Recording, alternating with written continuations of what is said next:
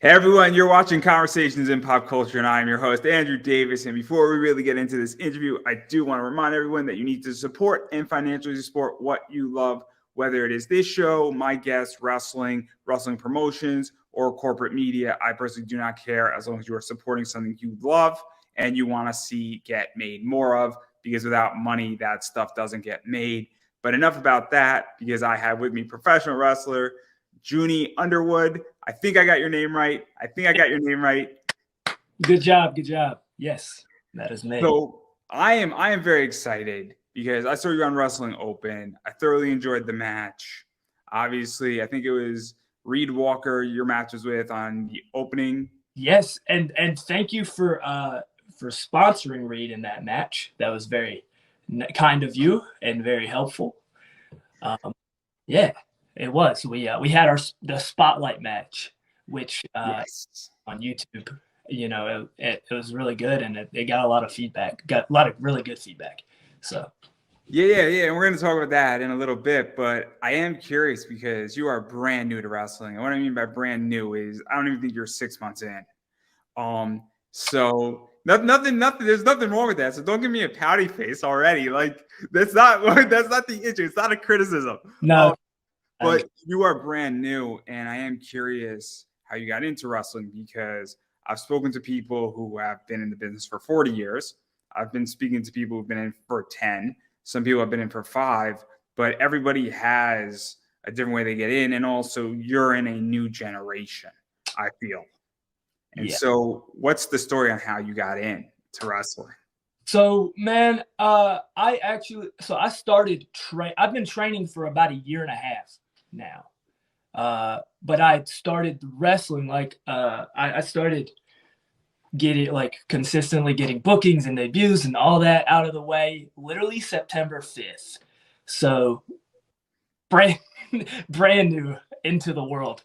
But man, like a lot of people who have done wrestling or who are doing wrestling, I started young. Like one of my first memories is watching not even the TLC match, the triangle triple threat ladder match. You know the match I'm talking about. Already tag the Hardys versus ENC and Dudley's that later on became TLC. I remember that. Like that was like one of my first memories. I don't remember if that memory was from me actually watching it or me watching a videotape of it. Who knows? I don't tell you. However, that is like one of my first memories ever. And I like most people in my generation, absolutely adore the Hardys, ENC. Like literally all of them are some of my favorite wrestlers still to this day. And then as time went on, I got really invested with TNA Impact. Like Impact is one of my favorite promotions today. Like I love it. I think right now Impact has some of the best wrestling, period. Like I think the wrestling of TNA right now is just amazing. You have people like Speedball Mike Bailey, Ace Austin, Trey Miguel. They could make anything exciting. Like I think in a lot of ways they have some of the best women's wrestling right now as well. Yes. I mean, I think that is very much a secret sauce of Impact right now. Yes. More so than the men. And nothing against any of the guys you just mentioned. Right. But I think the women in Impact are arguably better than the men. Yes. I second that. Deonna Purrazzo is one of my favorite women's wrestlers right now. I love her. I think she's amazing. So I agree with with everything you just said for sure. But I think they have everything. I think they have like great women's wrestling, men's wrestling, the tag division. Like I love Motor City Machine Gun. I'll get to that at some point anyway. Like my favorite wrestler is Chris Sabin. He's also my dream match. Don't know how I'll get that, but I would love to have that happen. If he ever watches this, hey Chris Sabin, I'd love to wrestle you at some point in my life.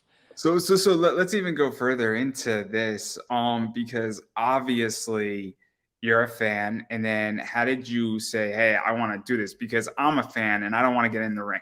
I don't want to. I'm perfectly happy screaming my head off, interviewing wrestlers, but I do not want to be suplexed anytime soon. I will take an RKO, though. I will take an RKO. Oh, yeah.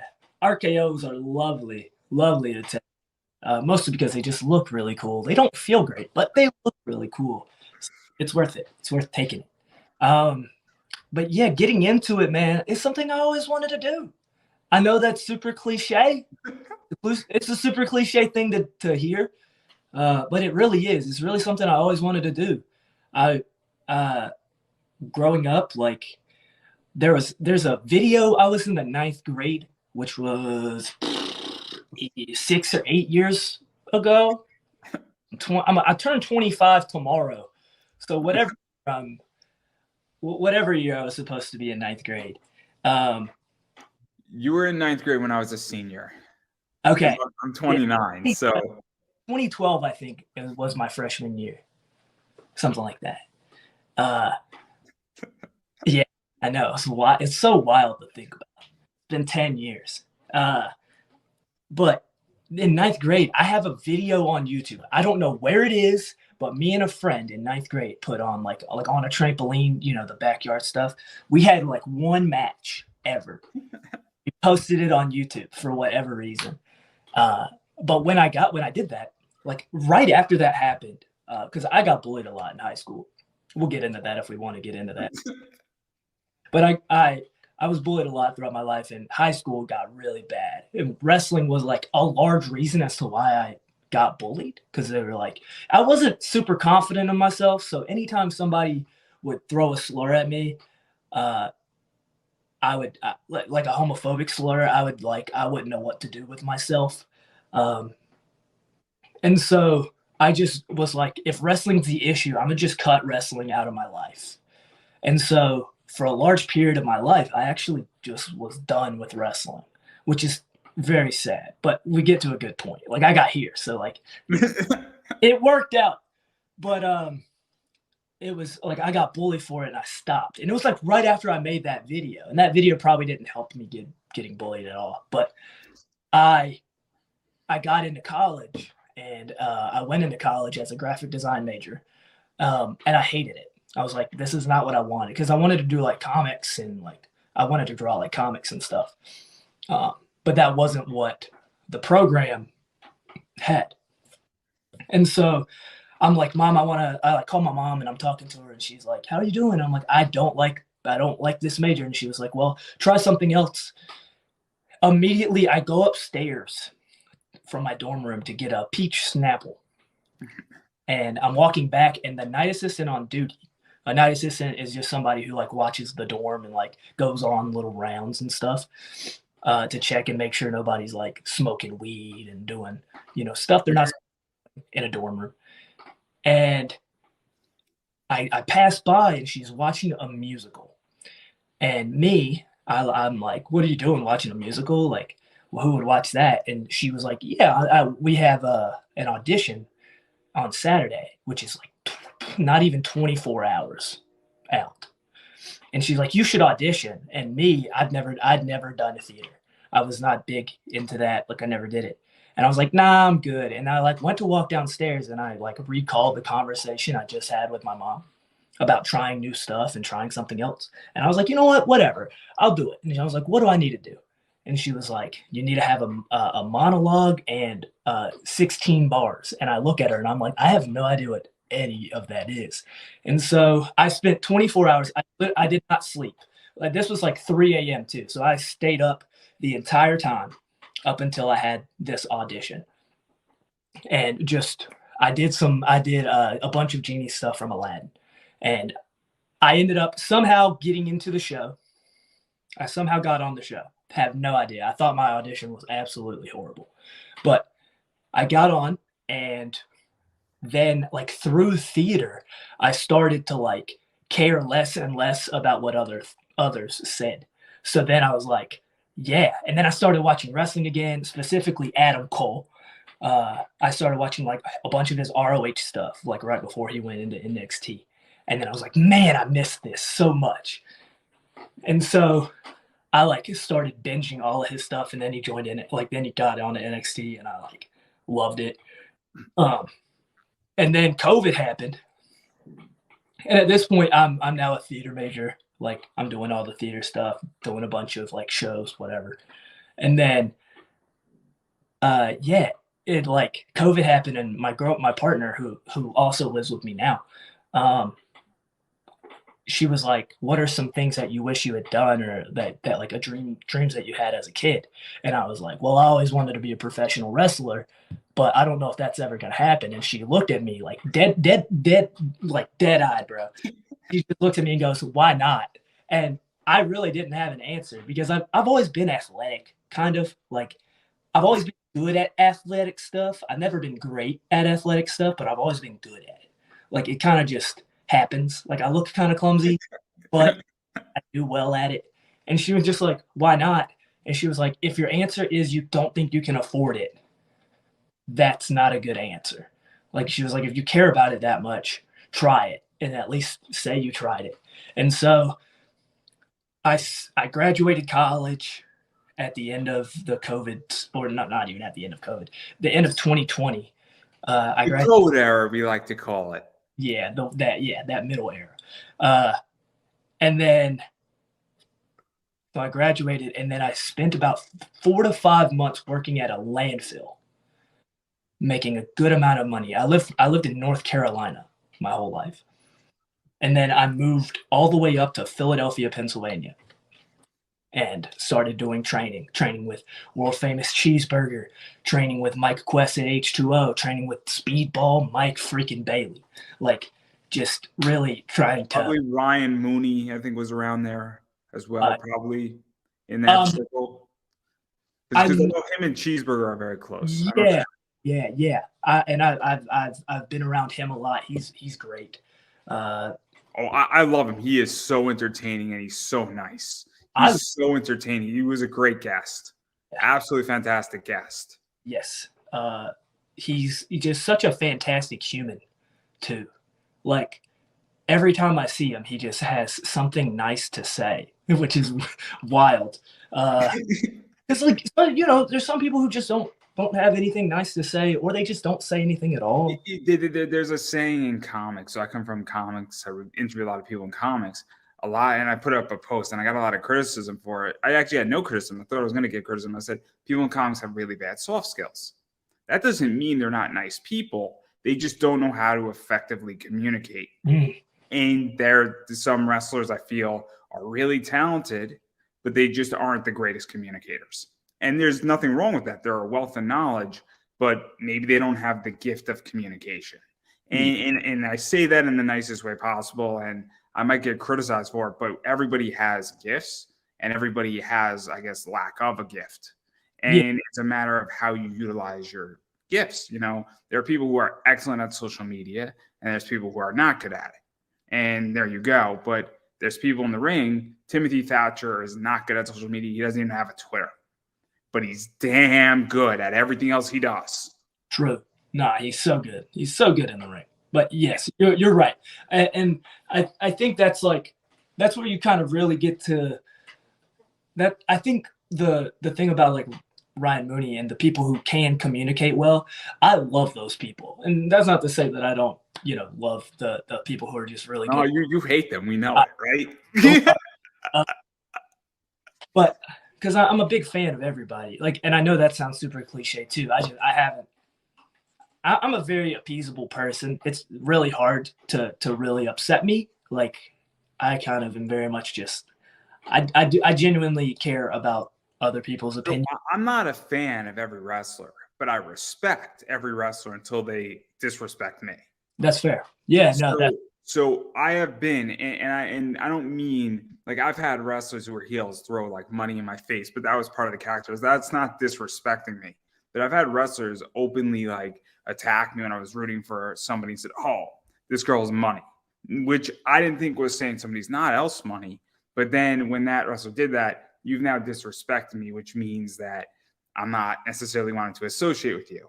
Right. But if you get into a Twitter spout with me and I think you're in character and then I'm in character on Twitter, that's different.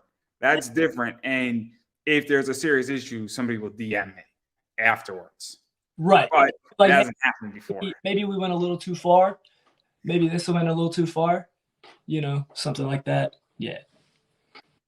But I've had people also say, dude, that was brilliant. I've had wrestlers say, oh my gosh, like this only added fuel to the fire. Yeah, And it makes people, but I digress. But I do want to get back to training. So now, obviously, you move up from I think you said North Carolina, right? and then North Carolina.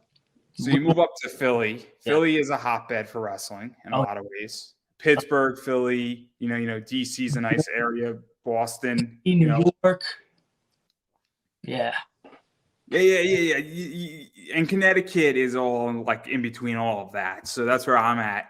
A lot of cool stuff's in Connecticut that comes through and through. But what was this like moving to Philadelphia and then being in an area where all these cool people are and all this wrestling's happening? And I mean, there's been some rough companies, and we don't have to mention their names, that were prominent in Philly, but there's been companies that have filled the void there.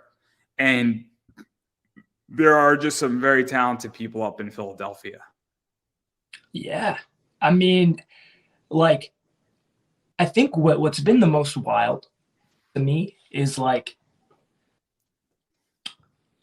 I feel like I haven't gotten into a lot of stuff with like Philly. Like I've met some fun people from Philly, but like outside of the dojo, like in terms of promotions, I haven't really gotten around to a lot of Philadelphia promotions. A lot of what I've done is like in the New Jersey area, New York. I've done even just the training in the dojo, because that's a very cool area. And obviously Cheeseburger was around, Speedball was around. I always get Speedball's wife's name. I think it's Veda, I think is how it's pronounced. It's Veda. Veda Scott, and I've seen her wrestle, and she's fantastic. And she's funny too, apparently, really funny. I think I arguably I believe she is one of the best commentators right now. She just, every time I hear her on a show, I do enjoy it. I love it. I think she makes, like, Veda makes this show better, in my opinion. I have not come across a show in which Veda does not make the show better. And I'm sure, maybe there's a day where Veda doesn't, but I don't know. I haven't heard it. Oh, I'm just saying that I've seen her wrestle, and I've seen her do funny things in a match. And like she takes out the glass, and then somebody takes out bigger glass, and then she gets bigger glasses. And I thought that was hilarious, because wrestling is fun. And that's the thing that I find that she does very well. And other wrestlers do it as well. But people forget that this is supposed to be fun. And it's cool to see an intense rivalry and people want to be at each other. But it's also fun to have a joke match and have a comedic match and have those comedic moments. Mm-hmm. And I think she does that really well. But even going beyond that, though, what was it like training with all of these people and even just picking up knowledge, even if it's once or twice, because these people have so much knowledge. I mean, Mike and her have a huge amount of knowledge for being where they are right now. Yeah. And that's the reason why they had 3 parts of filming their life. And I don't even think we really scratched the surface. No, not at all. Like I've said this to so many people. I think my career and where I am now is very much in thanks to Speedball. He has been, like, him and Berger have been absolutely instrumental in helping get me to where I am now. There's a bunch of other names that I could name, from Sonny Defarge, Avery Good. Sonny Defarge is a legitimate businessman. He's going to make that crystal clear. I may or may not be required to say that. I don't know. That's his thing. That's his shtick. But him, Avery Good, a very good professional wrestler. A lot of people have really just put little nuggets of gold in my brain.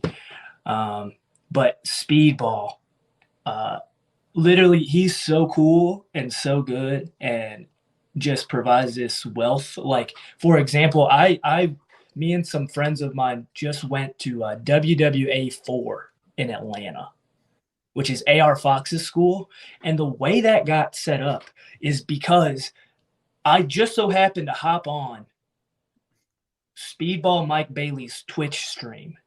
And I said, "Hey, Uncle Speedy." And he goes, "Yo, Juni, And then he was like, he registered that I jumped into the chat and he remembered that he had something to ask me. And he goes, wait, Juni, Larry, are you still in here? And Larry's like, yeah. And he goes, Larry, you and Juni, y'all should have a match at WWA 4.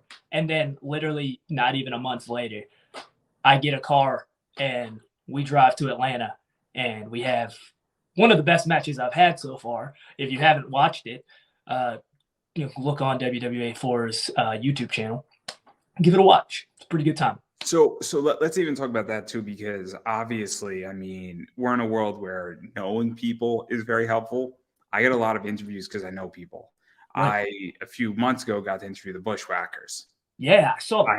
I happen to know somebody, and I threw out an idea when I was partially intoxicated on somebody else's stream, saying, I'm just going to get a comic thing out of this. And I said, cool, let's do it. And then we had a great interview. And he's like, I'm having the Bushwhackers. I can't make any promises for their, autobiography that I sort of helped write with them. And just so happened that it all worked out.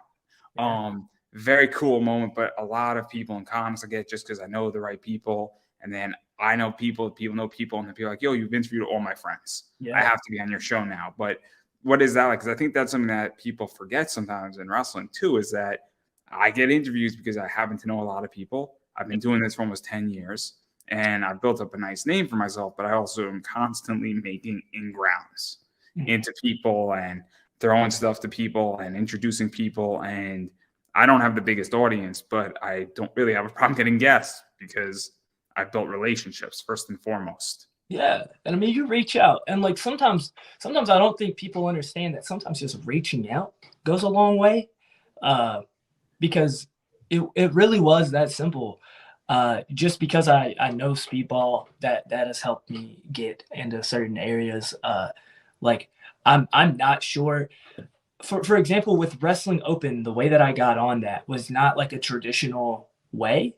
Like most people go through like a tryout match, which like I know, like this Thursday, I'm gonna have a tryout match regularly for it. Whatever the gimmick, not the gimmick, but the thing with Wrestling Open is you kind of go through a tryout match, and then that way, they if they like you enough, they put you on. But just because I knew Reed Walker, Austin Luke, and Marcus Mathers, and was going to be their ride up to Wrestling Open. The Wrestling Open appreciated that a lot, and that got me a match against Reed. And so just by having that connection, and also just being a good person, like I got there and I introduced myself and I was very like cordial with them, and I was just very appreciative of the opportunity. Let's even talk about Wrestling Open, because Wrestling Open, and I'm the first person to say this, is that I didn't know if it was going to work. And I think it's a fair criticism. I really did, because you have a weird concept of only having 10-minute matches. You have no championships. Some of these people are known in New England, but a lot of them weren't at the time. You also are coming off of a massively successful uncharted territory for 3 seasons before it went down south. And now we're trying something brand new, and it's also away from the Beyond's, mantra, and I guess the Beyond credibility. And it's a new company, but we all know it's Beyond, but we also know that it's another brand. It's not wrestling. It's not Beyond Wrestling Open, but it's definitely sort of Beyond, if that makes any sense. I mean, I'm trying to. It's under the Beyond banner. Like, they treat it like it's a Beyond thing, but they also treat it like it's its own entity. And it's a really cool entity, in my opinion, because it really does give it gives so much opportunity. Yeah. Every single week, they do make it a point to almost like not have the same exact group of wrestlers every week. They have certain people that are standards. They have a basic. So there's 3 or 4. So you usually, Becca's been on a lot. Alec Price has been on a lot. Tyree Taylor, the Miracle Generation, and like right now, like Main Event. And even the Stenson Ranch is sort of mainstayed a little bit, whether it's BRG or Danny Miles or Steven Stenson. Right. Those guys have been on. Ryan Clancy. But then again, you have people like Armenian Chaos is not on all the time. Paris Van Dale's not on all the time. Yeah, it does feel like there's like it's open to a lot of like there's a nice rotation of people who are able to get in. Like I mean, look, Rick Bison and Perry Von Vicious were just on, and I haven't seen them on that show in a while. So, there's a lot of people who get on it, and there's a lot of people who will go. Like I talked to Drew after I debuted against Reed, and he was just like, please come back, whether it's, whether you're booked or whether you're not, like, just please be around. And the thing is, like, a lot of people would probably not like that idea, because some wrestlers, like I know some wrestlers who are like, yo, if I'm not getting a booking, I'm not going to be there. But I'm also new.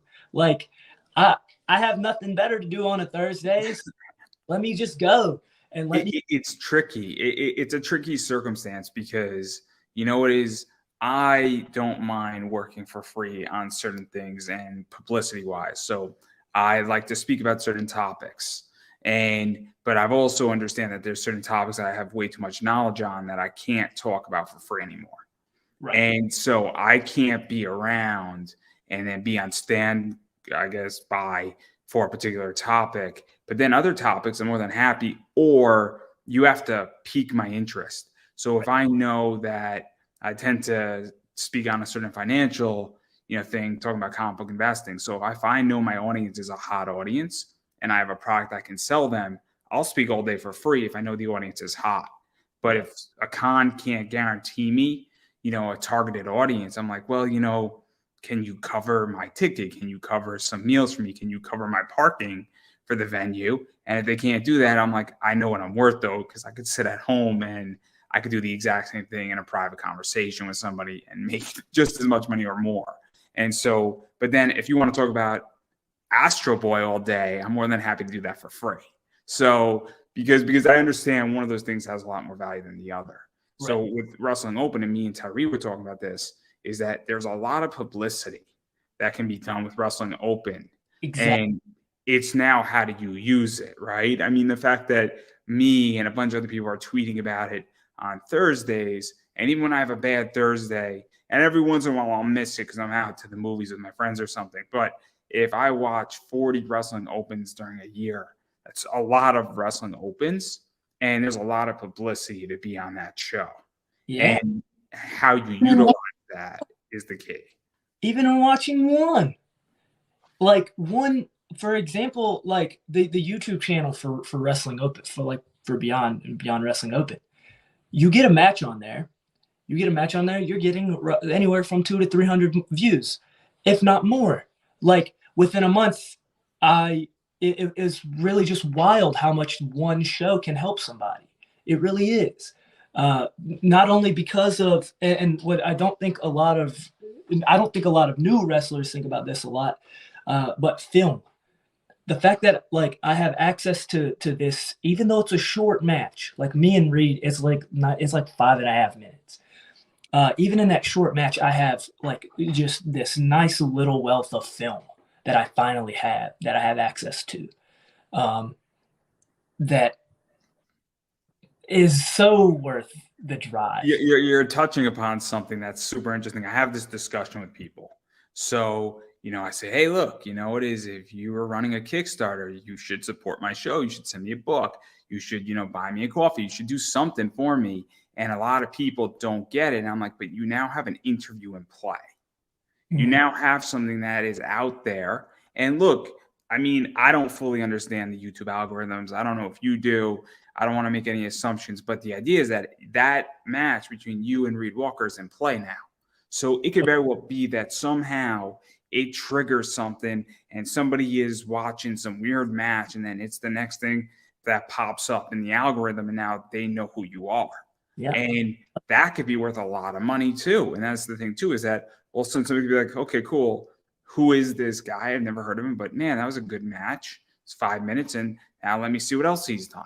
And I think that's something that people forget, is that when something's out on YouTube or it's out very accessible, and even with interviews, they're like, okay, cool, I saw this, and now where is it leading to? And then you don't know who's watching. I've had people get movie deals because they've been on my show. Because some screenwriters saw something and they're like, man, that comic's a cool concept. Let me reach out to this person, see if they're interested in writing a movie with me. And then all of a sudden now they have serious investors in. And they're not making like a $9 million movie, but if you have $50,000 to make an independent film, it's a lot of money for independent films. So there you go. And that's happened. So, you never know who's watching. And just because right person might see it. And I have a very weird audience because it's not a wrestling audience. There are partially wrestlers, but there's anime fans, there's comic fans, and there's, cosplayers. And you'd be surprised because maybe someone's like, cool, I like where this interview is going. I mean, not all that interested in wrestling, but they like cosplay and they're cool. Let me check out what this is. Right. Yeah. I like that. I like the idea of being able to go somewhere and get that film. So I like to kind of bring it back around to Wrestling Open. I think Wrestling Open is amazing. I think it's such a good thing. The fact that somebody has a chance for 50, how many weeks is in a year? I can't even remember it. 52. 52. You have 52 Wrestling Opens in a year. You have 52 chances to be on IWTV and or not on IWTV, but have like a thing on YouTube. You have 52 chances.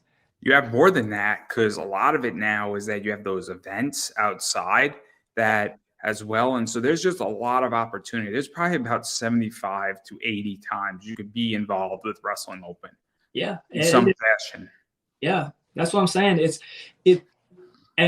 It's so helpful and it's just so beneficial to independent wrestlers. I genuinely think it's one of the greatest things going on in independent wrestling. Now, that's not just because I was just on it, as literally just thinking about it. I was saying it because I have a goal to reach, 30 matches by the end of the year. I'm currently at 28. I just had my 28th match literally yesterday. And I'm like, man, if I go to 3 Wrestling Opens, December 8th, 15th, and 22nd, if I can get on one of those, I can reach my goal of 30 because I already have a match booked for December 18th. And I was like, all I got to do is potentially get on one of those 3 shows. And that's 3 chances. So it's like what I do with those chances is entirely up to me. But if I take those chances, I have an opportunity to hit my goal of 30. And so it's so cool that you can just kind of you can't just show up. You got to email them and be like, hey, can I try out? But I get 3 opportunities to do that.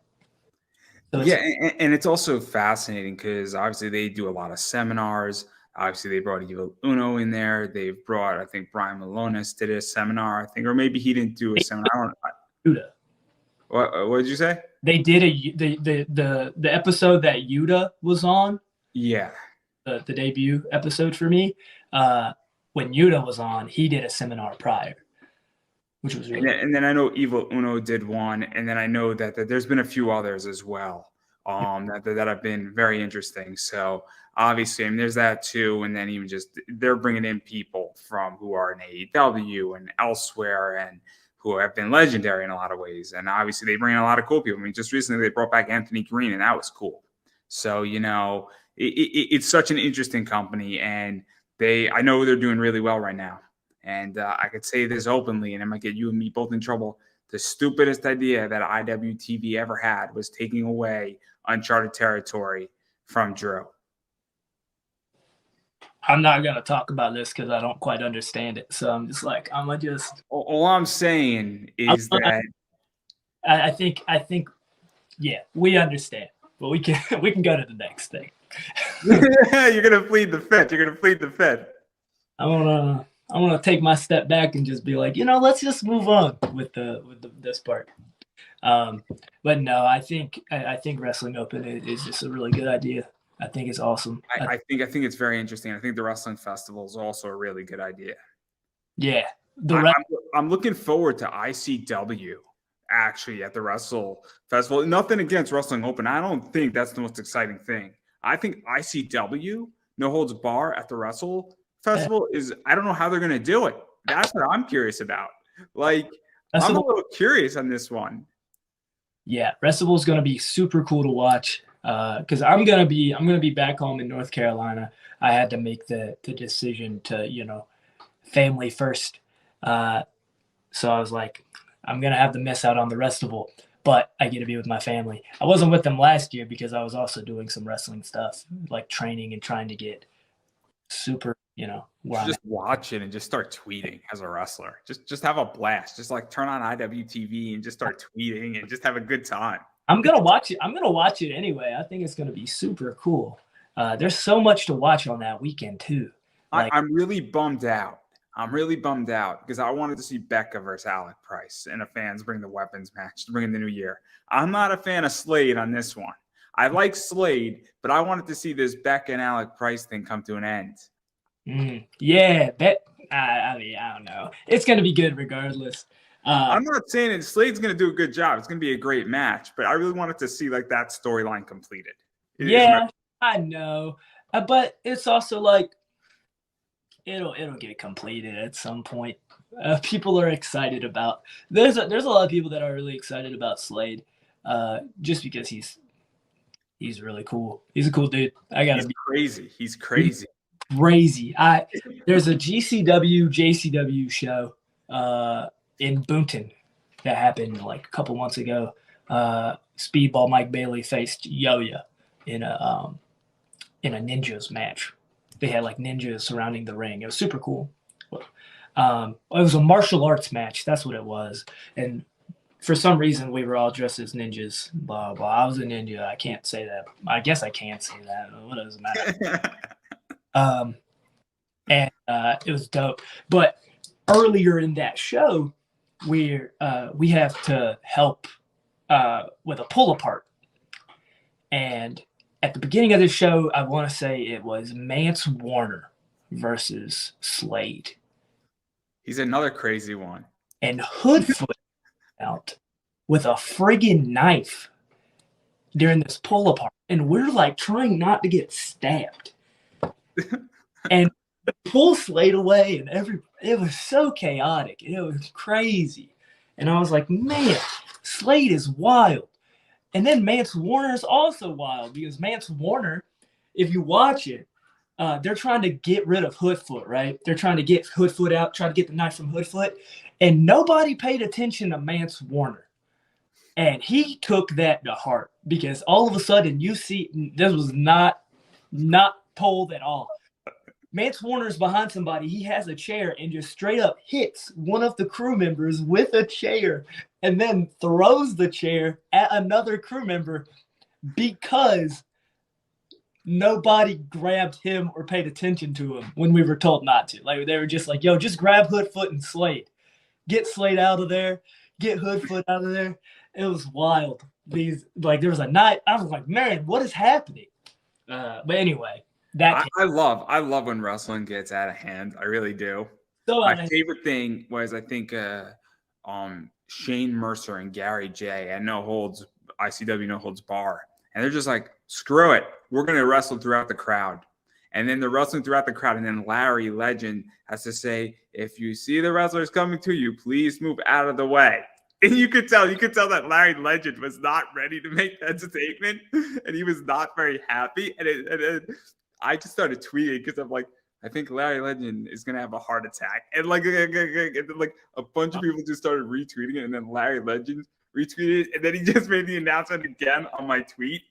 Yeah, it was epic, and I'm like, this made really, really good television. And then me and Gary J spoke about that match on this show, and we spoke about that. I said I thought it was one of the funniest things ever. I really did because I'm like, but what did you expect? You're going to a deathmatch wrestling show. What do you expect? I didn't expect that. I still didn't. Like, yeah, it's a deathmatch wrestling show, but I didn't think a knife was going to be pulled out, But like it was dope. It was a great time though. I always love doing crew for GCW and JCW. I've done that like quite a few times now. You actually go to work when you're part of the GCW crew. You do. Yeah, with GCW, because there's a crutch broom named Gladys. I named it Gladys because I had the crutch broom, and there was a picture going around. MLJ tweeted it. It was awesome. We were at the Showboat in Atlantic City, and I have the crutch broom, which is a broom that is a crutch. Like it's a crutch and it's got a broom attached to the end of it. And I'm pushing and I'm pushing and I'm pushing. And they were just like, man, you're really working. And I'm like, yeah, me and Gladys. So what is that like though? Because that actually gives a different perspective, I feel, of wrestling. Is when you're working for GCW, because I know Kaya McKenna did some GCW crew as well, and you're moving things around. I think Alice Crowley did some work for them as well, working on their crew for a little bit before going into the ring. And so, what is that like? Because I think it provides a deeper understanding. And correct me if I'm wrong, and feel free to challenge me. But there's a saying in business that you shouldn't go make your employee do something that you haven't done before. To a degree. I mean, obviously, if I own an airline company, I have never flown a plane. I probably should not fly a plane, until I have a license to do that. But the goal and then the point I'm getting at is, when you're cleaning up and you're getting doors set up or getting barbed wire set up and you're understanding how to set up a ring to some degree, and then you go into it, I think you have a deeper understanding and respect for it versus somebody who just went straight into it and has never taken apart a ring. Or has never, done anything or never folded up chairs, for instance, after an event. Because I think once you start going to the basics, whether you're selling concessions or setting up chairs or taking tickets, and then you're also wrestling that night, you have a deeper appreciation for the craft. No, I think that's is very true. Because I've noticed, like with me, like I was so ready. Like I was so excited to potentially go from being the guy who used the crutch broom known as Gladys to one day wrestling for GCW at the Showboat, doing the thing, right? Like the day that happens is going to be awesome for me. Just because like that idea of literally working from the ground up, paying your dues. I used to hate that idea, but now I'm like, wow, I get it. I understand. It feels so much better to do something and pay your due. Like and I also think because this is one of the things that I'm just having as a interviewer and dealing with people in comics is that some people feel like they've paid their dues and then they forget where they have come from. right. And I think that's a big issue. And I think that doesn't mean they really paid their dues because I know exactly where I came from in building a business, buying and selling comics. And I know the first one I sold, I know my first big sale, and I know exactly how hard it is. And so I don't take for granted, every time I make a sale on eBay and my business is doing okay at the moment, it's a side hustle, but I don't take for granted that. I don't take for granted how hard and how much it took to get to where I am at with my job right now. And I paid a lot of things for it, but I know that every day I remember what would it not cost me, but what I fought for. And I feel like a lot of people, and I feel even in wrestling to some degree, some people have forgotten where they've come from. And I think it's a real problem. Yeah, possibly. It's always like somebody's gonna forget, and then one day something is gonna happen, and it's gonna bring them back down to earth, and that's cool. I hope everybody gets that. I hope everybody gets. The Undertaker said it really well. The toes you step on to climb upwards is the asses you're going to kiss on the way down. Yeah. Also, to kind of piggyback off of this idea, this past weekend I did this super camp in New Jersey. It was called the Contest of Champions Super Camp, and Anthony Green was there. And that guy. I'm sorry, but we don't talk about alternative people on this show. Nah, I'm gonna talk about him because that's a joke, everybody. That's a joke. This thing he said to me, it blew my mind because it's so simple and it's super cryptic, but it was amazing.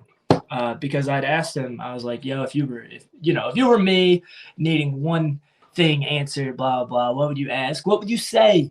And he was talking to me and he was telling me, he said, the one piece of advice that I want to give you is nothing in wrestling matters until it matters.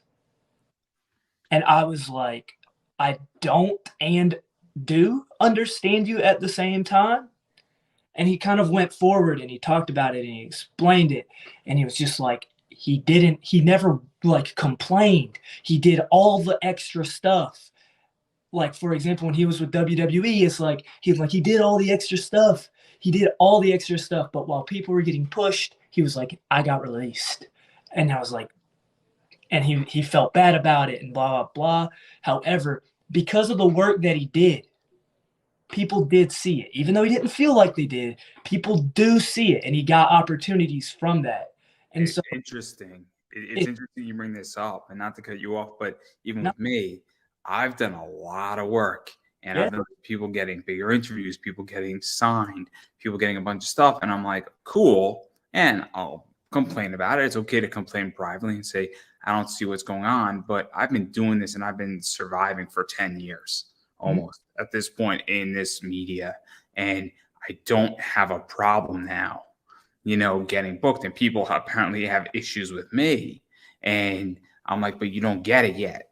If I've been doing this for 10 years and I don't have problems finding guests, and I can choose whoever I want, and big names take my phone calls and my emails, maybe I'm doing something right. And maybe the views isn't what matters so much as the quality of the interview, where I'm going with it, what we're trying to accomplish. And the same big name that you want on your show is not interested in being on, even though you have 4 times the viewership. And it's very weird, and it's very true what he was getting at, because all of a sudden, I think what's starting to happen is I think people have a really good BS meter right now. And I think that, things have changed. And I think that in the next 5 years, a lot of the people who have gotten those pushes and don't do those extras and don't do their homework and don't know who they're speaking to are not gonna make it. I don't, and I've seen it. I've seen it in the 10 years that I've been podcasting. I came in, and then a bunch of other people came in, and I know 40 shows that started after mine, and with my encouragement, I said, hey, go for it. I'm rooting for you. If you need a guest, I'm happy to be on the show. They haven't made it. Then they tried to start back up, and they haven't made it. And they do 10 episodes, and they stop for 6 months. They do another 10, and then they stop again. And it goes back to exactly what you were saying. Those extra things matter, even though nobody's watching. And it feels like nobody gets it. Even though it feels like nobody is seeing it, it does matter. And sooner or later, somebody's going to see it. Like, somebody's going to see it, and that person is going to be the one that helps. And like, if that's what I have to do, where I have to just work and work and work and work, I am not new to having to work hard. Like, that's nothing new. So like, if I just have to be a little patient to get to where I want to be, where I would like to be, like, I'm not going to be an asshole to get there. Sorry, I don't like to curse on shows. oh, you could curse all you want. My show is fine.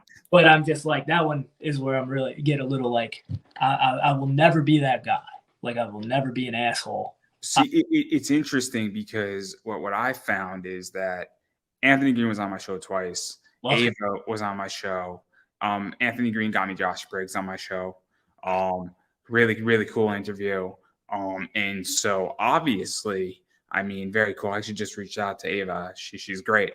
I love her. I love her in Limitless. I think her and Aaron Rourke in art is brilliant. I think Aaron Rourke is a genius in so many ways. But anyway, the same thing with the Shook crew. But I digress right there. But I'm mentioning so many good people here. But the idea is that he was, I'll do an interview. Why wouldn't I? And again, looks like nobody was watching. The interview's done rather well. But again, it's those little things, because guess what? They are noticed. And you know what is, this stuff does get noticed, and other people notice it, and other people say, wait a second. And also what I found is successful people give back. Successful people give back. I'm going to be on a show probably next week giving a lot of knowledge about comic book investing that I could easily charge for, but I don't mind giving back. I'm not going to ever give out all my secrets, but I like sharing knowledge. And successful people, and that's how I determine, and that's a barometer for me, is that the most successful people in the world will give knowledge and give their time because they want to talk about it. And the people who are not that way, or don't feel like they are, typically are more difficult to appease in that regard. It's so interesting. And he's one of those guys. I mean, right now he's really swamped. So tracking Anthony Green down right now, I think, is a little bit harder. And he's all over the place anyway. And he's going to probably be back in Tokyo in 3 to 4 months anyhow, I think. He's so good. He's so good. I mean, it's a shame. It's a shame because just on a producer level, I think he would be perfect for WWE and NXT. I think he'd be perfect wherever he wants to go. That is true. That is true. I was hoping he was going to be a WWE lifer. I really did, because I feel like he deserved it. I really did, and I hate to use that word because I feel with everything he put in, he deserved to end his career in WWE. Yeah. But again, that's my opinion. That's not fact. That's just hey, he may still. Like, he has so much time, life left. Like, that's what I think a lot of people don't seem to get either. Like, just because you don't get somewhere now doesn't mean you won't get somewhere later. Like, Drew McIntyre is a good example of that. Drew McIntyre's first run in WWE was a disaster. It wasn't bad. It just wasn't great. At first, it was amazing. At first, he started off hot. And then, it died down. And then, he lost his job. He went, reinvented himself, came back as a Scottish warrior, and that's all she wrote. Oh, I mean, I think he evolved in Impact, and then he went into NXT, and then he got called up, and then he had some serious bouts with Lesnar, and it was great. And Drew McIntyre is one of the top guys now. But the way he got there was like he had to lose what he had. He had to lose it. In the end, it didn't really matter. But in the end, it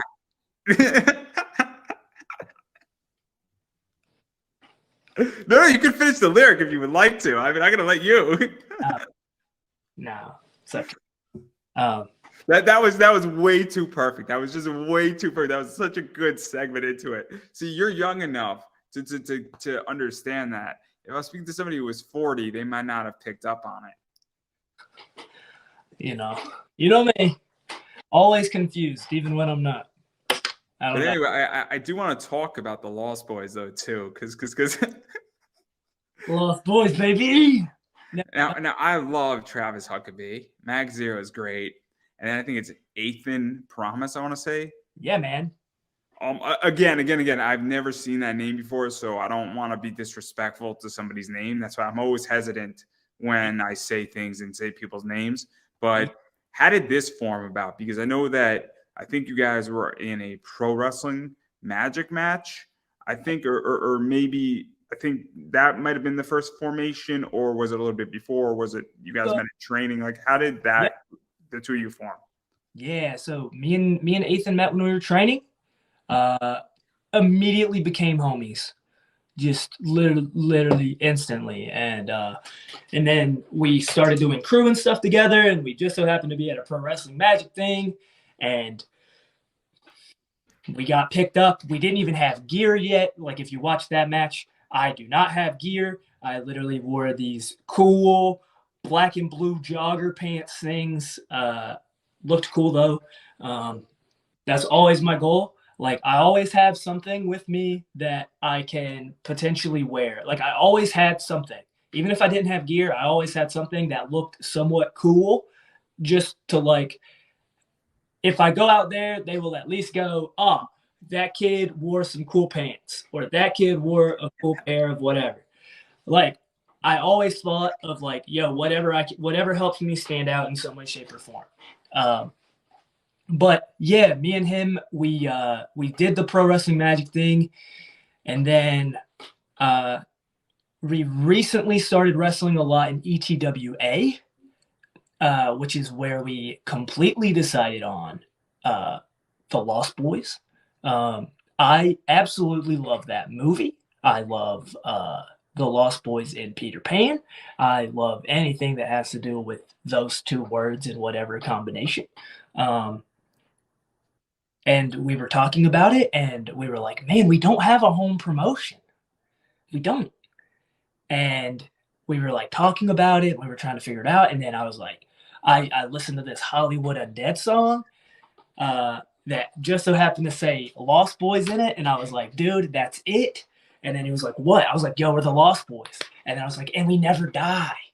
And it just like spiraled in, and now we're just the Lost Boys. And then I think whenever we wrestled Travis and Max, I don't think we had decided on Lost Boys yet. Yeah, that was Captured Lightning, and Yeah, that was early episode 19. yeah, It was a good match. I enjoyed it. But Travis Huckabee is a freaking masterful technician. That guy is just so good. That at technical wrestling, it's scary how good he is. yeah. And then Max Zero is just entertaining. Yeah, I think Max Zero was just in a like dog collar chain match, and that thing was intense.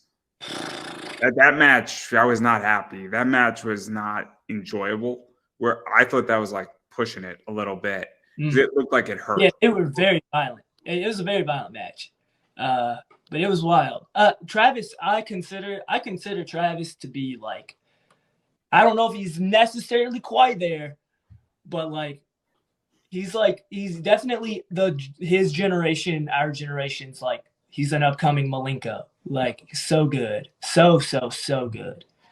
And whenever you hear him call a match and you watch his like brain tick, it's like you said earlier, it's masterful.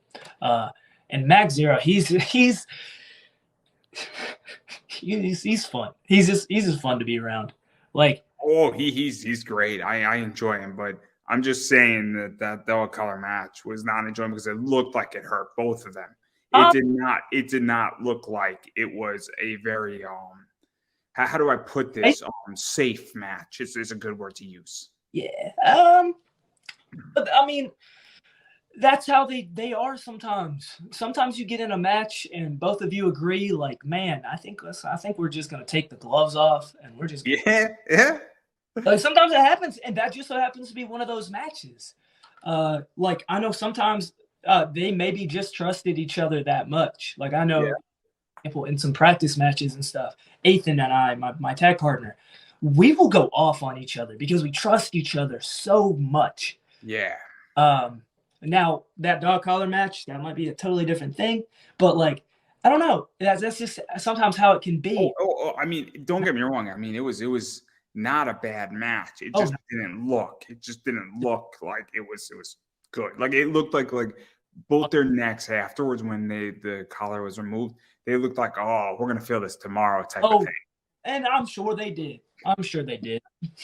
But I digress. It was cool. It was in H2O's territory, which was cool.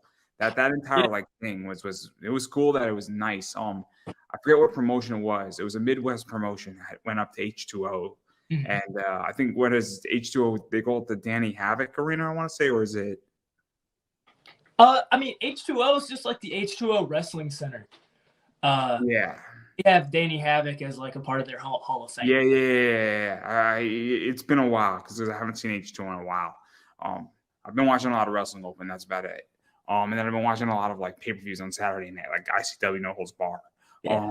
But that was crazy. And then obviously we talk about ETWA, and obviously you had some crazy matches there too. And obviously you challenged the Colony, and that was kind of cool. And obviously the Colony is out of another promotion that I don't think I should say their name. A bunch of good people come out of that promotion, but the promotion is problematic. I think is the nicest way I could say it. Yeah. One of my favorite wrestlers, Solo Darling, came out of there, and she's just great. But the Colony, obviously, and I forget who in the Colony was in this match, because the Colony is a lot bigger than people realize. But the members that were in this match, they used to be known as Green Ant and Thief Ant, but they are now Ultimo and Electro Ant, respectively. And that fun match. It was just so much fun. Because me and Ethan got to heal it up, and it's funny because we're literally not heels, but every time when we train, we're always like baby faces, and we're trying to be baby faces everywhere, right? But every time we get up there, we're always facing the teams, like we're always facing a promotion's like top baby faces. So they're like, hey, we can't, nah. And we're like, So to even talk about this though, to go further, I mean, you guys are brand new, both of you, I think, right? Yeah, and usually the heels are usually the more experienced ones that. So what is this like? Because I think it's harder to be a heel. I really do. I think what did you say? I don't. I So I think it's so easy. I, I don't know if it's just because like I have so much like pent up anger in it that just makes the flip so easily. so this is my argument, and feel free to challenge me on this. Yeah, Is that I think it's hard. It was John Cena. I came into wrestling. I came in late. I came in when I was in ninth grade. So I came in around like 2007, 2008. okay, Actually, I came in around 2006 when Cena and Edge were going out Unforgiven. So yeah, now I thought Edge had a harder job than John Cena because I think it was easier to be, this pro veteran, guy who's, drops a few F bombs, makes some sexual innuendos, makes a joke about a bunch of stuff. And then Edge, on the other hand, had to be, I feel, more witty. He had to be a little bit more cocky, but he also had to back it up. And then he also had to figure out how to duck out of it. And then also say something was outrageous. I think Edge had a harder time or a harder job than John Cena. I think, not physically, not in the ring, but the promos. And then you look at somebody like Seth Rollins as a heel. He does it so good that it's like, I can't not hate you. And you even look at Roman Reigns right now. I don't know. Roman couldn't do a face. He couldn't do a face when he came back after he, defeated his leukemia and he came back. He had a hard time being a face. But once he embraced that, he couldn't be a face. And then he just started doing stuff and just started speaking his mind and just started basically kind of saying F you to the fans to some degree, But again, he makes it look easy. But that's my argument. But maybe I'm wrong. But again, that's just me as a fan looking at this. But so I think naturally, Ethan and I are we are natural baby faces. Like we come out, we're young. I'm 25, but I look like I just got my driver's license yesterday. So like I get it. And so we are lovable and we come out with so much energy. Like my moniker is the friendly neighborhood fire starter. I literally just took Spider-Man and related him to me. The passion, like I have so much of it. And if you can't even feel it through the screen, then I don't know how to get it to you. Yeah, I get it. You don't think I didn't do my homework on you? I know exactly who you are. But like, we are natural baby faces. It's so easy to be a baby face for us. However, it's also really hard when you don't have a home promotion. It really is. And and it's like it's so much easier for people to hate you when they don't know you. It's so easy. And so you come out and all you have to do is look a little cocky, which is not hard for either of us to do. And bam, they hate us. And it's so easy because they didn't know us. But if we were to have a promotion, like if we were like, hopefully, these promotions that are starting to see us more and more, because I know with ETWA, they have some thoughts with us that they would like to do. They have some plans with us. Maybe that'll happen later on down the road. But because we don't have a promotion and nobody knows us, it's just so easy for them to hate us. It really is. So this is interesting too, not to cut you off, but it's the idea that if you're a regular at Wrestling Open, we'll use Alec Price. I don't think Alec Price is going to mind me using Alec Price or Channing Thomas or on the opposite side. If you've been there, or Steven Stenson is a good example. And what'd you say? Any of who you have said are probably very good examples for what you're about to say. I have an idea of what you're going to say. So Alec Price is sort of an anti-babyface a little bit because he's a little bit hated, but he's also loved. And he's also evolved over the last, 18 months where they started off hating him and now they love him. Even in Limitless, but his journey is different than the others. But Steven Stenson is hated, but he's a local in Wrestling Open. And so he's a bad guy and a heel, but he's a local, if that makes any sense. I don't know how Channing Thomas is the same way. Same thing with Bacabella with Channing Thomas is that, but they don't hate him the same way. They hate him because they want to hate him as a local. But when you're brand new, I can't think of somebody who just came in to Wrestling Open who was hated immediately, but the crowd doesn't know them. And so it's just interesting. But I think that's a fair point. I really do. Yeah. And so when I think you get to be known, you know, people get to know your character. Right. And I think that's a real complicated thing. And I also think that it's beyond just the wrestling promotion and there, because at this point, wrestling is on the internet. There are more people watching Wrestling Open online than there are at the White Eagle. And it's nothing against the White Eagle. It's naturally more people can watch something while it's being streamed than can fit into that area. And that's nothing against them, even if you were WrestleMania, maybe not actually, but I actually think this is true. I think there are more viewers watching WrestleMania than in the stadium. Right. Yeah, of course. Like there's always going to be more replayability, more people just watching from home, because obviously people don't want to leave their house. So like in the comfort of being there. I mean, I thoroughly enjoy watching WrestleMania in my house, and I could have gone. I found it a lot easier to lay in my bed and open up a beer, to quite be honest. I had a better time. And then me and my friends were all watching. We had a great time. We watched like 6 hours of it. It was fantastic. And we're all goofing around and having a good time. Yeah. But anyway, continue. Sorry for cutting you off. Just kind of going into kind of back to that talk of like, it's kind of going back to the Wrestling Open and being there. Like for me, going back to like when I debuted, it was kind of really hard to get that crowd on my side, even though I was a baby. Like I was a baby face. And it was like kind of hard to get them on my side. I got them there, I think, is what it sounded like in the video. And that's what it felt like. But like it's really hard. It's just always it's hard coming to new places. Definitely when you're so new. Like I said, I'm about to have match 28. Match 29. I'm having match 29. I just had match 28. So like I'm so new and I'm so fresh, and everywhere that I go, it's a new place. And I come out and people are like, who is this kid? And then hopefully by the end, they're like, I'm going to keep a lookout for this kid, which has happened a couple of times. And so like, hopefully that continues to, snowball. So what is this like? Because you're touching upon something, because obviously you're 25. Yeah. And, wrestling is complicated to some degree right now, because there's good promotions, there's bad promotions, there's good actors, there's bad actors. A bunch of bad actors have been eliminated, but let's be realistic, there's still a lot of them in play. And even just navigating, because determining what you're worth, determining where you should be, how, prominent a company is.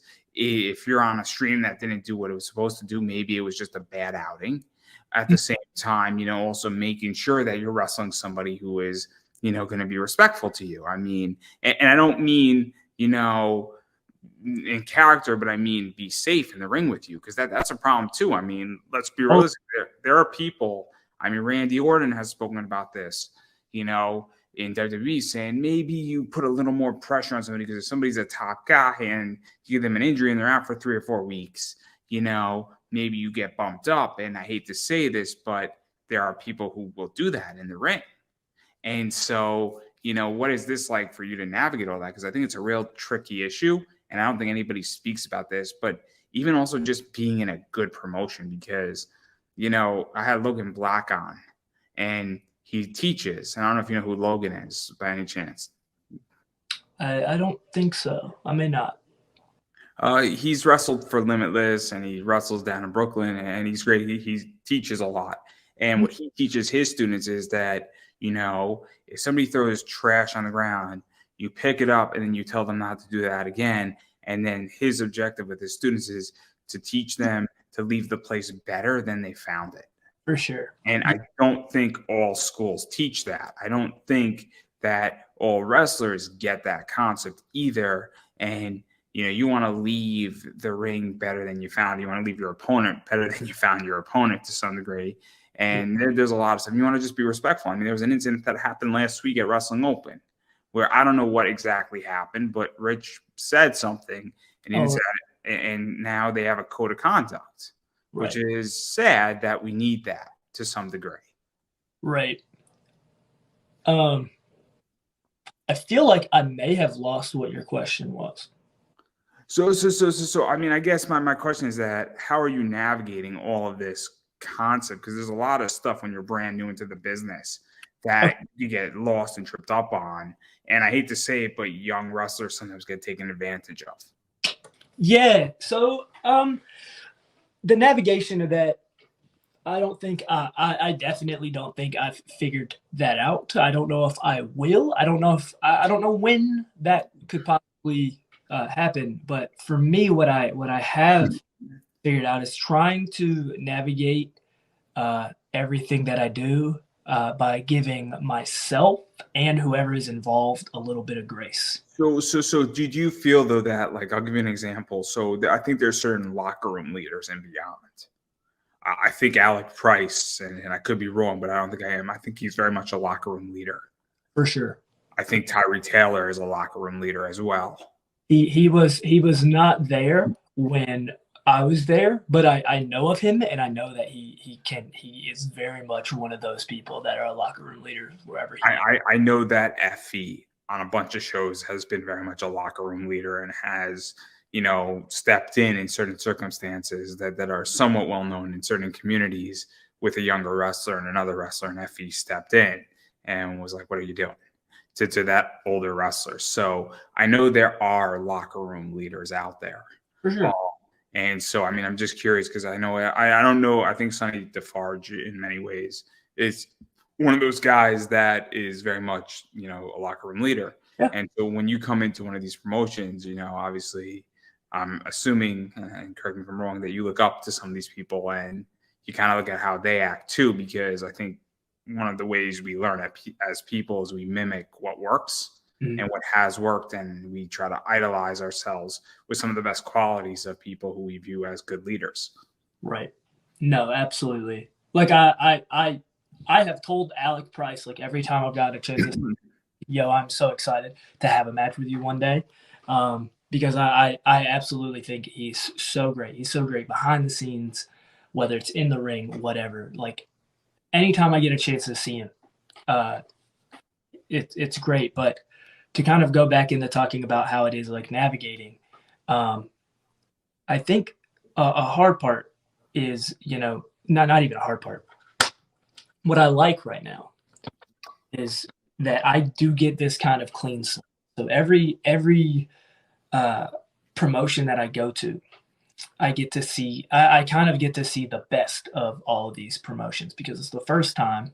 And usually when somebody is there for the first time, everyone around wants them to feel welcome, wants them to see what it's like, blah, blah, blah, all that.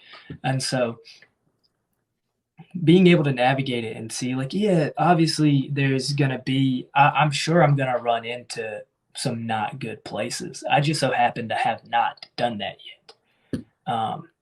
I have enjoyed everywhere I've been. I have enjoyed all the people that I have met.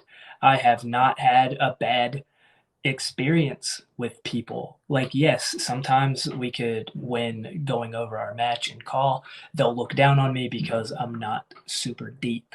But then I go out there and I give them a match that they're just like, holy cow, I didn't think you were going to, like, have a match with me. I do.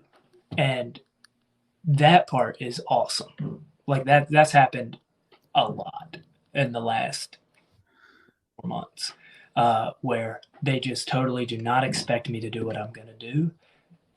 Or they'll will say something and they'll be like, are you sure we can do this? Are you sure you do? Not expect me to be able to do it because I'm so new, or they think that I'm biting off more than I can chew. And maybe in some situations I may, right? Like, that's going to be something that is going to hinder me at some point in my life. Like, I'm going to be like, yo, I think I can do this, and I definitely can't. So what is that like too? Because I know there's certain things I can't do. As an interviewer, I know there's certain things that I can do, and there's certain things that I think I can do, right? And look, I fail plenty, right? But also, what I've learned is that people are like, if you fail, Andrew, it's not your guest, it's you, and you're the one who suffers. But I'm also like, but I also have to take risks. Right. I also have to figure out where my line is, because my line and I don't mean like pushing line, but I mean more longs of evolving, Because if I say, hey, I think I can have an interview in this type of style and we're going in a shoot interview, and I've conducted a shoot interview and I didn't think I could do it. But I also realized that I might have gotten lucky on that shoot interview and I haven't done one since. And I don't know if I want to do one as well. But I think if I needed to, I could. But I could have failed. But I at least did it. But also I was doing it with Luke Fisto. So, I mean, on the CCW incident. So I think it was going to be a hard fail because she just wanted to shoot for 45 minutes. I'm like, go for it. You're more than welcome to say whatever you want to say, but it's a great interview. But again, I don't know if it was of a less controversial topic if it would have done the same. But anyway, I'm curious how you feel about all that. Not her thing, but even just the point of evolving. Because I think that you have to try to know what you can and can't do. And if you fail, you didn't fail for your whole career. You know what I mean? You failed for that moment. And then you say, why did I fail? Right. But maybe I'm wrong. I don't know. No. Yeah, for sure.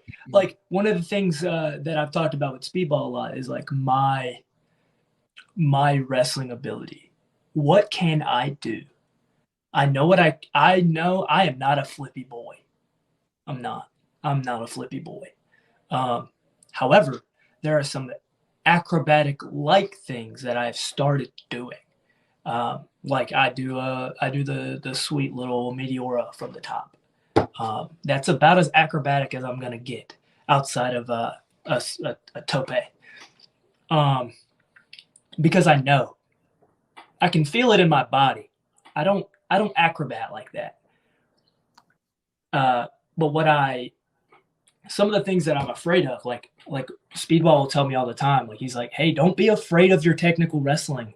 Don't be afraid of your striking. You're really good at both. Don't be afraid to do them. And so it just learning. And like, for example, moves that I started doing in the last 5 or 6 matches, I definitely wasn't doing 10 matches ago. And a lot of that is just picking and choosing things that make sense that ultimately lead to the story that I want to tell. And for me, and you may watch it back, a lot of the matches that I have is about me whittling my opponent down by hitting them in the same spot. I literally, every move that I do is usually to the same spot that at the very end, it culminates with me hopefully hitting my cradle shock, which I have called the cradle flare because I'm a big Final Fantasy nerd. And I have all of my big moves named after a Final Fantasy move. It's interesting because I have a unique relationship with Killian McMurphy. And I don't know, you a fan or not a fan of him? I like him. There was a thing that he said on Twitter one time that I wasn't a big fan of, but like that doesn't really matter. Like I hope he gets, I hope he has a good, outcome in life. I have no ill will towards him, but whenever I hear it, I'm like, I wonder what's about to be said because it's either going to be bad or it's going to be good. I've never seen something in between with Killian. Like some people, I have a unique relationship with him because he's a Sonic the Hedgehog guy. I am. I reached out for an interview and I shot him saying, "Oh, dude, I've interviewed all your friends, and then I've also interviewed Colin O'Shaughnessy, Lisa Ortiz, Ian Flynn." He's like, "Dude, you should have just started with that." And so I had one intention. We ended up speaking for Sonic the Hedgehog for an hour and 15 minutes, and Dude, then he does love Sonic the Hedgehog. And it's very, very funny because I had an idea. We were going to go one direction. We went the complete opposite. I was just like, I guess you're going to win this one. And then on Sonic the Hedgehog's 35th anniversary, I had him on with Ian Flynn. And I almost was thinking about bringing on Colleen O'Shaughnessy, who plays Tails, who I know, and Lisa Ortiz, who plays Amy Rose. And I think that would have destroyed Killian. And I think he would have had to retire from wrestling. He would have been like, this is the top of my career. I can no longer continue entertainment. And he would have sailed off into the sunset, a very happy wrestler. But I would have made his entire year in one night. But I made his entire week because I had Ian Flynn, who's been running Sonic the Hedgehog for 17 years, on Sonic the Hedgehog's 35th anniversary. So That's my relationship with Killian. But like again, I have weird relationships with people in wrestling. Nah, I mean, it's fair. Like I said, I have no ill will towards him. I just that sometimes people just have a tweet that you don't necessarily agree with. I don't think he's a bad person. People don't like my tweets about Ray Jazz, but that's okay. You're just not from Jersey. It's all right. I genuinely am like, people please live your life. No. There's 49 other states, and then there's New Jersey. And there's a division. Okay. I don't know much about New Jersey, man. I'm from North Carolina, so everybody's okay with me. It's a joke. I'm sure. This is the Jazz tip of the day. I love Ray Jazz. I just think Ray Jazz is MJF good. I think he's great. But anyway, I would like to see you wrestle. He's so cool. He's actually like intensely a shooter. Like what I mean by that, like I would not, don't F with him, bro. That's my honestly, I that's would like my tip. That's my jazz tip of the day. Don't F with him. I would like to see the two of you in a match at some point. I think it'd be a really cool match. I think it'd be cool on Wrestling Open, and I think it would be a great match, and I think it would be very enjoyable. I think it would be a good match. I really do. Yeah. I think it would change your career in a lot of ways because I think it would really make you evolve. Because I think he would bring a really good fight to you. I really do. I also think I would surprisingly bring a really good fight to him. Because obviously I'm a much smaller athlete in comparison to Ray Jazz. However, I think acrobatically, the speed that I have on him. I think it would be a nice mashup. I do, because I think the styles are very different. I think also the cockiness. I also think the fact that it would give you the ability to be a really good baby face because he's a really good heel. He's amazing. Definitely share this part with Wrestling Open. Maybe they'll enjoy that. Yeah. I'm sure Ray Jazz, who follows me, and I don't know why on Twitter. Oddly enough, he follows me on Twitter. He like, yo, Ray Jazz, you versus Juni Underwood, friendly neighborhood fire starter. Let's go. I'm down for it, man. I'm down. Then you could have Pedro Dones call shot after. I don't know what part he would call on you though. That's the question. I don't know, man. I love Pedro Dones. I'm like, come for your heart, Doug. I love it. I have a very funny thing with him. I don't even know if he remembers me, but I did a outlaw wrestling show. He was on it. And my friends from college were there. They literally went to see me, but like they ended up getting there right after my match because I was doing the pre-show for them. And my friends get there at 8 o'clock. I wrestled at 7:45. They were so upset. But I got to see them anyway, and I got to have a good time. And I get to the back and I'm talking to them, and I learned that like Pedro, he's like talking about like he's married, happily married, and he'll talk to people, and he won't say anything particularly flirty or anything, but he just has this charm about him. He really does, and he's just like he's so good at getting people to bite, and then him just walking away, and I'm like, you are so good. Like, he was talking to my friends, and by the end of it, both of them were like, wow, he is so cool. He's so sweet. And they were very like, they were ready. They were ready for Pedro. Well, I don't know how he does it, but he's definitely a clever cat. But I don't know. I'm a big fan. I'm a big fan of him. I'm a big fan of literally the Wrestling Open group. Like, there's just so many good people coming in. I think it's really, really clever. I think that what they've done also, and I'll be very honest, I mean, I think it was a risk, the 10-minute time thing, but I also think it's paid off because let's be realistic. How many matches have you seen just as a fan and you're like, I really appreciate what these two guys did, but we did not need 35 minutes of it. I agree. Yeah. Sometimes we need 15, maybe we need 20. Yeah. We don't need those extra 15. Now, sometimes I'll give a match that I felt needed the right time. Triple H versus Seth Rollins at WrestleMania. I felt that match needed the correct time. Triple H versus Batista at WrestleMania, not so much, in my opinion. Well, like, one of the things that I enjoy about it is, like, how they use it. Sometimes they use it in such a good way, like the whole Channing Thomas, Alec Price feud they have going on, or had going on. I'm sure it's not done, but, like, right now it's, done. It's done in Worcester.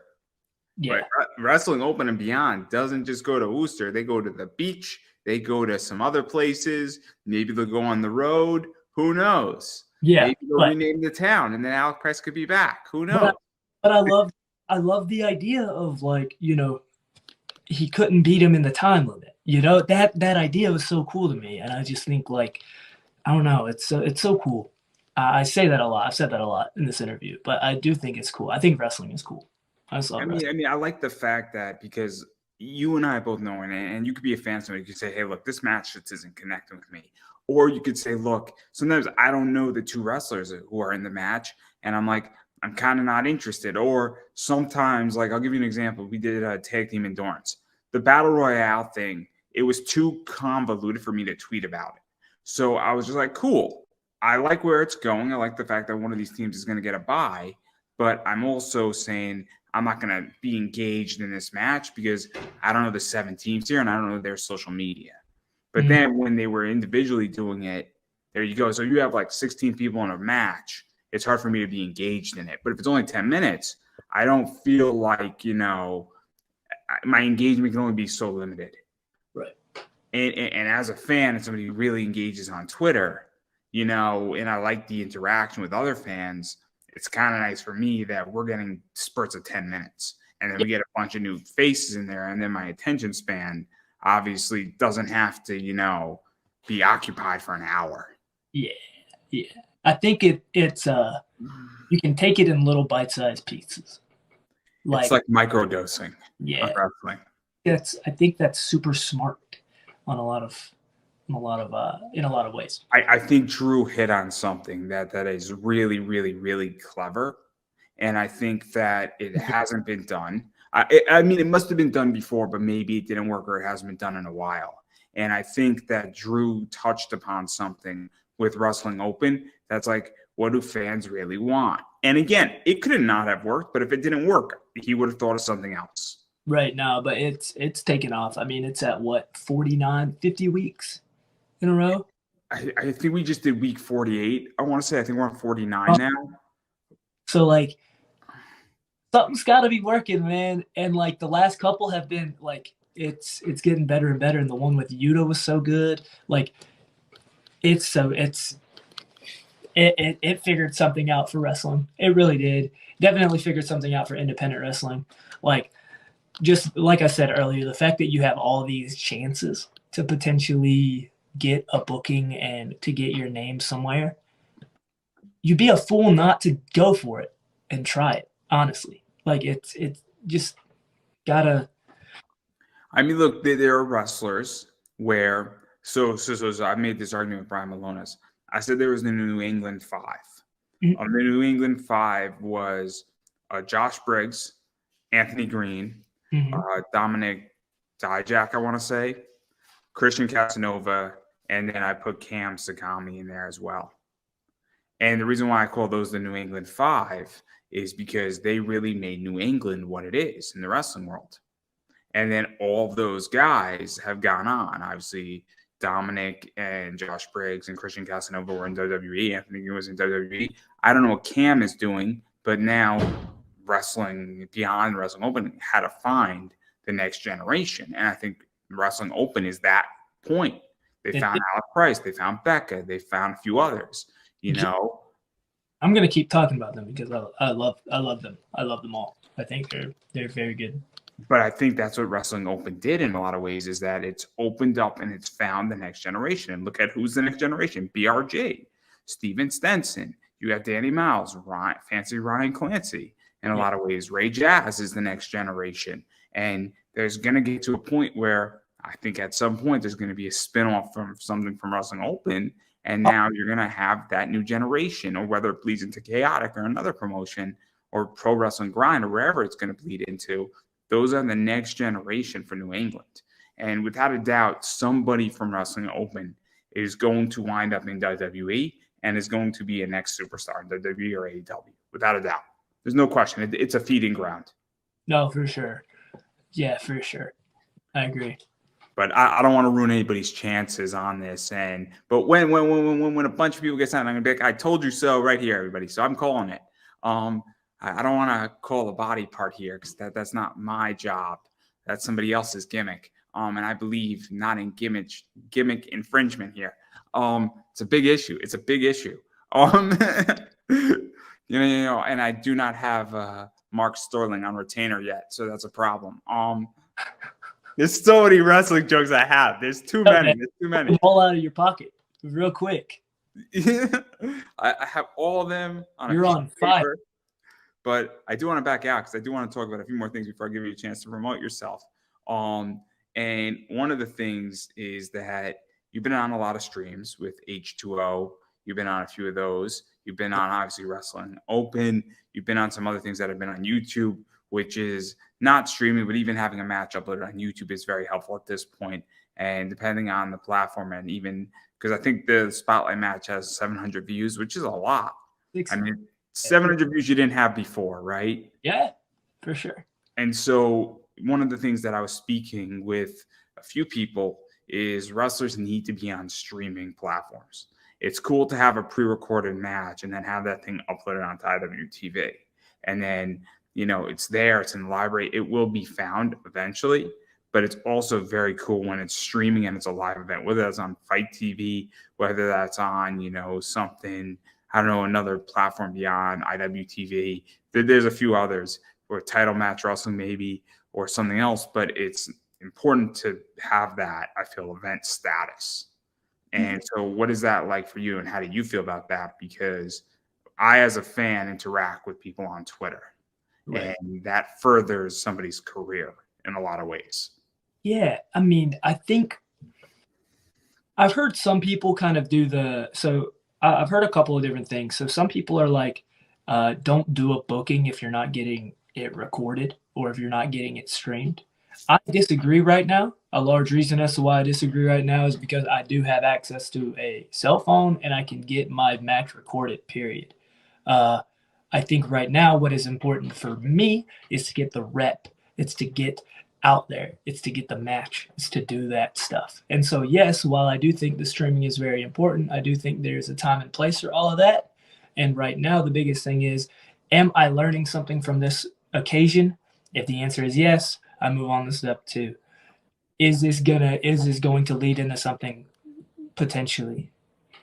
Yes. Like all of these, every time I take a booking, every time I take a match in some way, shape, or form, if I do my research and I make sure that, they're at least a company I want to have my name with, and I run with it from there, because like I like I said before, I don't have a home promotion. So I treat every promotion that I get in contact with like they can invest in me, because I believe they can. And if you wanted somebody to believe in you, you wouldn't go and, ruin their house. Like, you would go in there and you would treat their house like it's yours, and you would treat it with the utmost respect. And so everybody I see everywhere I go, it's that. And so I know that kind of like went to a different way, but it's genuinely like I'm trying really hard to be the best. No. It makes sense in which that there's a concept of respect, right?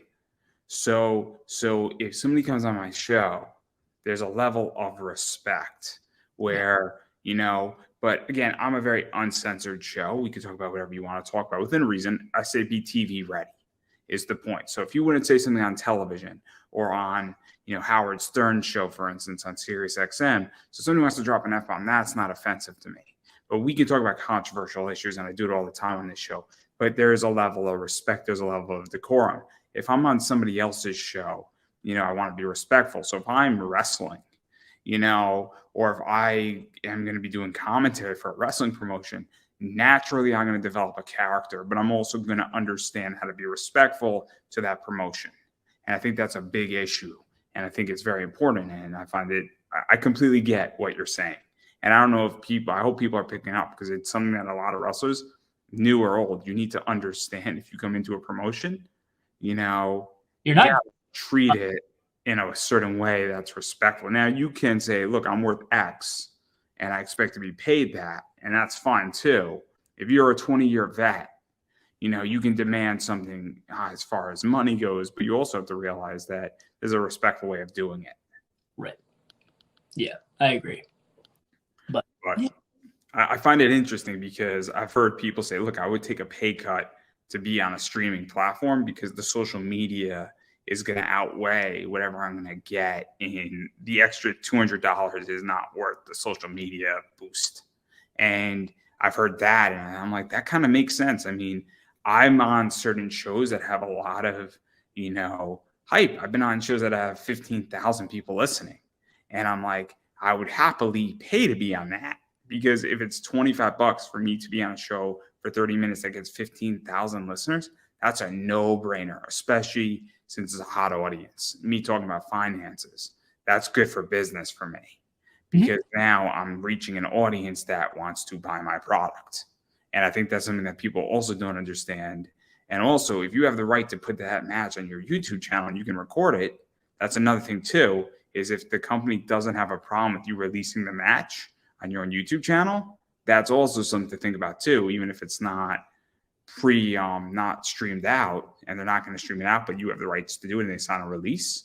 Yeah. That's another thing too, but I digress right there. And so, yeah, that's pretty much what my last question for you before I give you a chance to self-promote. And obviously, where could people find you, bother you, book you? Where could we get you wearing a Ray Jazz t-shirt? If you get me one, I'll wear it. I totally said that to him. It's gonna be the funniest clip now. We want you to wear your own merch. Wrestlers should wear their own merch, or at least my merch. You should wear my merch. That's what we should do. I have awesome merch, guys. I have awesome merch. This is not supposed to be about me, but it will. This is my merch. I don't always eat a taco, but when I do, it's at Londo Bell. You're a video game guy, and you're a fantasy guy, and you're a pop culture guy. So it's making fun of the most interesting man in the world, Amuro Ray, Fallout, and Taco Bell all in one shirt. I see that. It's available on Redbubble, guys. It's available on Redbubble, 16 different colors. And so, so you could go buy my t-shirt, everybody. But anyway, it's not about me. It's about you. Also, t-shirt as well. What would you say? I said also buy my t-shirt as well. No, promote yourself, please. Yes, I will. I will send you the link so you can check out my Brain Buster. Is that what we're doing right now? I thought you had another question. Is it just? Oh, no. I'm letting you promote yourself. Oh, promoting myself now? Okay, well, this is great promotion for me. I'm usually a dunce, and it makes a whole lot of sense. Brain Buster tees. You can look me up at Juni Underwood. Just type that into the search bar, and all of my merchandise will show up. And then, I hate that I always forget what my my Twitter handles and Instagram handles is, but it is some combination of Juni Underwood FS Pro, or Juni Underwood Pro, or Juni Underwood FS. It's one of the. If you type in Juni Underwood, it should appear on Twitter. Yeah, I don't know if it will appear on Instagram, but if you do it on Twitter, it will pop up very easily, very quickly. It'll show up, and you'll see me wearing a really sweet beanie and some cool red gear. That's how you can find me. I'm really bad at self-promotion. I just like talking about stuff.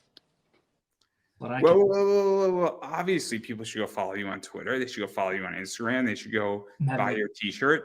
It's important at this point, and I've been saying this, and I'm going to keep saying, I've been saying it for almost 3 years now, is that you need to support the wrestlers you like, the promotions you like. And the way you do that, first and foremost, is you actually watch wrestling, whether that's on IWTV or wherever wrestling is available to you, because sometimes it's on Fight TV, sometimes it's on IWTV, sometimes the match is free on YouTube. Again, you got to watch it, and you should watch it legally, first and foremost. or you should go to a wrestling event. Yes. Now, I understand that if you're in California, maybe you do not want to come to the East Coast because it's not convenient. But, you can watch it on IWTV. But if there's a match with your favorite wrestler and they're in California, you live in California, you should go see it. Yep. And you don't have to buy a front row ticket. You could buy general admission, but it's important to go because when you go to those shows, you're supporting all the wrestlers on that show.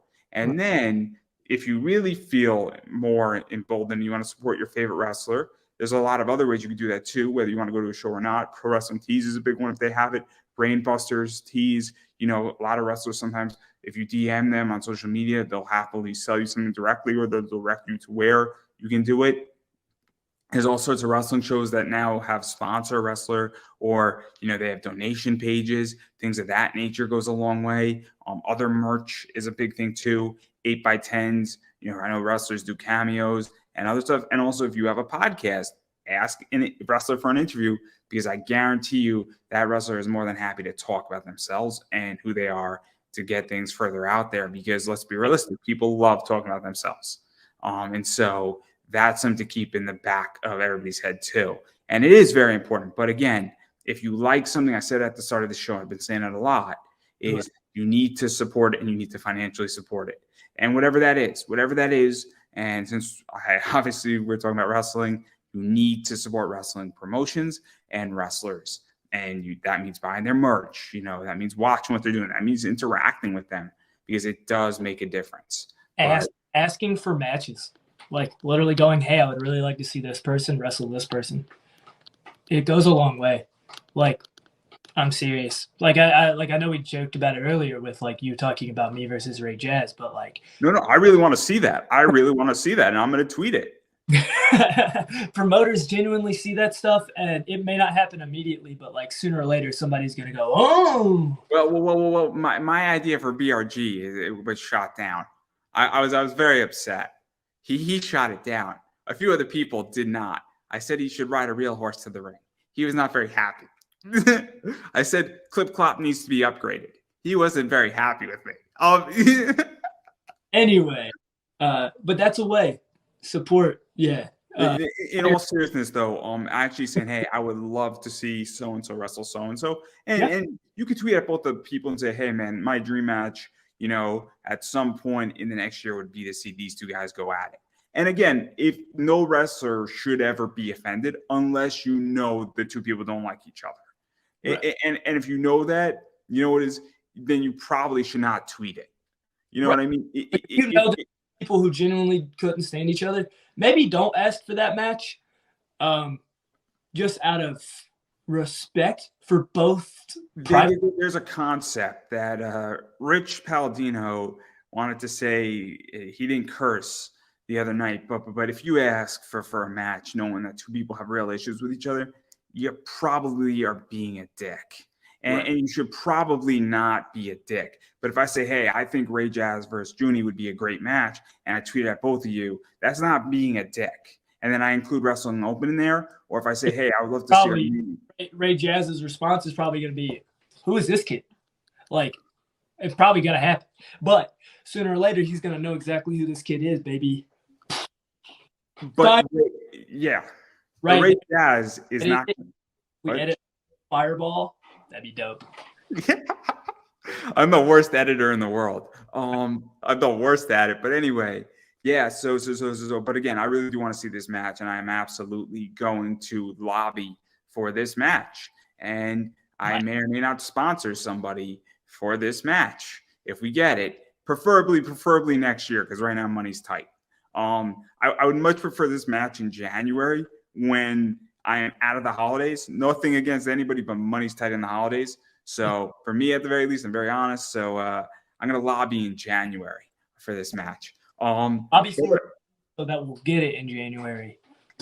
But anyway, I'm going to quickly January. I'm going to just start lobbying. I'm going to just get a little bit of a snowball going. We're going to get a little kindling fire going. We're going to burn through the ropes. That's good, right? That's good, right? Fire starter. We're going to do it Survivor way. At Survivor, you have the final fire, and you got to burn through the rope. And you got a little bit of magnesium. You got like a knife, and you got some little hash, and you got to like figure out how to spark it. And you got to grow the fire up. Oh, it's great. I know about starting fires, Andrew. I know about starting fires. I love that. Anyway, I do want to promote myself before I give you the final word. Obviously, all my social media is Pop Anime Comics. On Twitter, Instagram, Facebook. So it's Pop Anime Comics. I appreciate when people follow me on social media. I appreciate when people follow my YouTube channel, Pop Anime Comics. And I have a lot of interviews. I almost have 600 interviews, and they come out daily. So if you don't like any particular interview or wrestlers or cosplayers or voice actors or, wrestlers, whatever it is, there's an interview for everybody on my channel is my point. And, I guarantee you that if you don't like me interviewing voice actors and that's not your thing, there's a million other people, and you will find something that will change your life on my show. And it will change the way you think, and you will be thoroughly entertained at the very least. So that's something to keep in mind. And it's also completely free. So you can subscribe. It doesn't cost you any money to watch any of my stuff or engage with me in any fashion. And I appreciate all that. If you would like to support the show financially, you are more than welcome to do that as well. You can buy me a coffee. I do sell ads on my show as well. So if you do have a project, or if you are a wrestler, you are more than welcome to hit me up, or voice actor, or anybody in entertainment, you are more than welcome to hit me up. I may or may not have you on my show, but I am open to hearing who you are and why you want to be on my show. And if I find you to be a good fit or I have room, we can work something out. So that's something to keep in the back of my head and everybody else's head for that matter. And on that note, I am going to give you the final word. No, I just wanted to say thank you for giving me the time and opportunity to be on your show. I appreciate it a whole lot. And I hope everybody got something fun out of this, whether they're veterans in the game, whether they're new to the game. I hope they got some form of information or something beneficial out of listening to this podcast. So yeah, follow me, Juni Underwood, Firestarter. Thank you again. And I couldn't have said that any better myself. So everybody, that is a wrap.